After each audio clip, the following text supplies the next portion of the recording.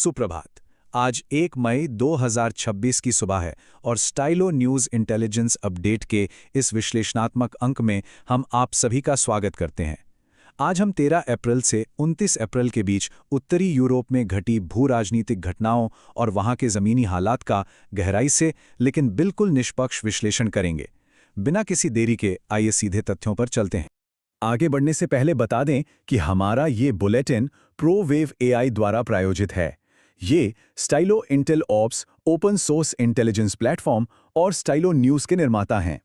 ये दोनों ही वेब और मोबाइल ऐप पर उपलब्ध कमर्शियल वर्जन है, जो वैश्विक घटनाओं पर बिल्कुल सटीक एआई आधारित इंटेलिजेंस हम तक पहुंचाते हैं। आज के हमारे इस विश्लेषण के मुख्य पड़ाव कुछ इस प्रकार होंगे। हम शुरुआत करेंगे एक रणनीतिक अवलोकन से, फिर उत्तरी मोर्चे के मानचित्र को समझेंगे। इसके बाद हम स्थानीय से लेकर अंतर्राष्ट्रीय स्तर पर इसके प्रभावों का आकलन करेंगे, प्रमुख निर्णयकर्ताओं के दृष्टिकोण जानेंगे, सूचना की विश्वसनीयता को परखेंगे और अंत में देखेंगे कि निकट भविष्य में क्या कदम उठाए जा सकते हैं। तो आइए भाग 1 से शुरू करते हैं, स्वागत और रणनीतिक अवलोकन। यहाँ हम मुख्य रूप से रूस की ओर से यूरोप के उत्तरी हिस्से पर मंडरा रहे हाइब्रिड खतरे का आकलन करेंगे। अब आगे बढ़ते हैं भाग 2 की ओर, उत्तरी मोर्चे का मानचित्रण। घटनाओं को सही परिप्रेक्ष्य में देखने के लिए उस क्षेत्र की भौगोलिक स्थिति को समझना बेहद जरूरी है।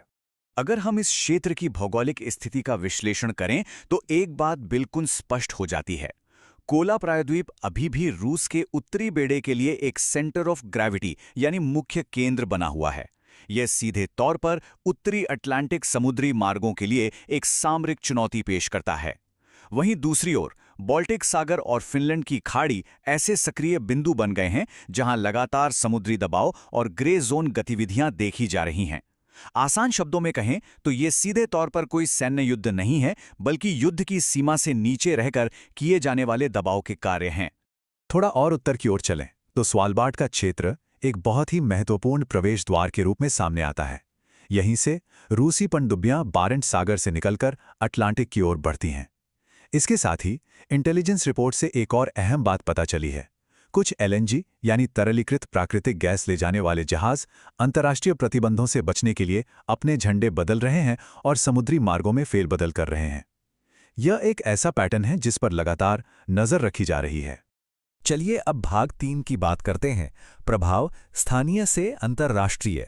आखिर इन गतिविधियों का जमीनी असर क्या हो रहा है? इन बढ़ती ग्रे जोन गतिविधियों का असर समाज और प्रशासन के हर स्तर पर साफ देखा जा सकता है। उदाहरण के लिए स्थानीय स्तर पर नॉर्वे की फिनमार्क सीमा के पास नेविगेशन और विमानन के लिए लगातार जीपीएस को जैम किया जा रहा है।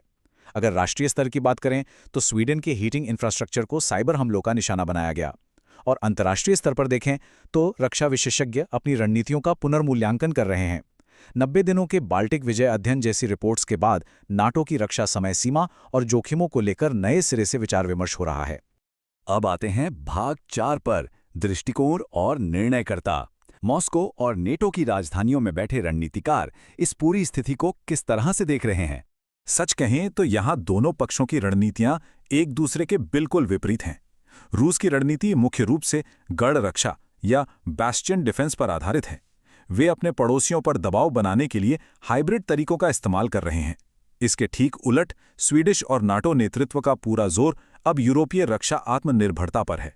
उनका मानना है कि इन उकसावे वाली कार्यवाहियों का शांतिपूर्ण लेकिन दृढ़ता से जवाब देने के लिए आर्कटिक क्षेत्र में मजबूत और आत्मनिर्भर रक्षा तंत्र स्थापित करना समय की सबसे बड़ी मांग है। हाल ही में कुछ बहुत ही महत्वपूर्ण घटनाक्रम हुए हैं। रूसी अधिकारियों ने खुले तौर पर चेतावनी दी है कि वे फिनलैंड और बाल्टिक के ऊपर कथित यूक्रेनी ड्रोन्स के संबंध में अनुच्छेद 51 के तहत अपने आत्मरक्षा अधिकारों का इस्तेमाल करेंगे। इसी बीच रूसी नौसेना की मौजूदगी के कारण एस्टोनिया शैडो फ्लीट जहाज़ों पर कार्रवाई करने से हिचक रहा है। स्थिति को और जटिल बनाने के लिए कुछ छद्म अभिनेताओं यानी विदेशी प्रॉक्सी नेटवर्क का उपयोग करके तोड़फोड़ की घटनाओं को भी अंजाम दिया जा रहा है। इसके जवाब में नाटो ने भी नॉर्डिक और आर्कटिक क्षेत्रों में अपने तत्परता अभ्यासों का दायरा काफी बढ़ा दिया है। अब चर्चा करते हैं भाग 5 की, स्रोत, भावना और विश्वसनीयता। ये समझना बहुत जरूरी है कि जो जानकारी हम तक पहुंच रही है वो कितनी पुख्ता है। आज के समय में वास्तविक सूचना और भ्रामक जानकारी के बीच का अंतर समझना बहुत अहम है। सोशल मीडिया पर असत्यापित अकाउंट्स अक्सर डर का माहौल बनाते हैं।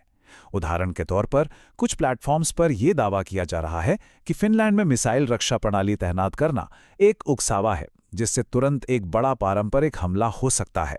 लेकिन एक जिम्मेदार नागरिक के तौर पर हमें ऐसे आख्यानों से घबराने के बजाय उन्हें तथ्यों की कसौटी पर कसना होगा।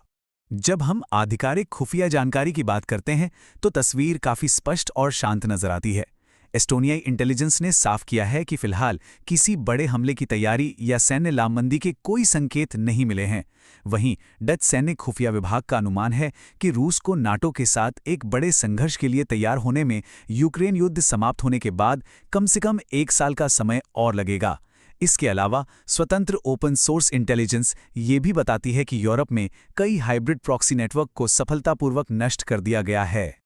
और अब हम अपने विश्लेषण के अंतिम चरण भाग 6 पर पहुंच गए हैं, निकट अवधि का दृष्टिकोण और कार्य। आइए देखते हैं कि आने वाले दिनों में हमें किन चीजों पर नजर रखनी चाहिए।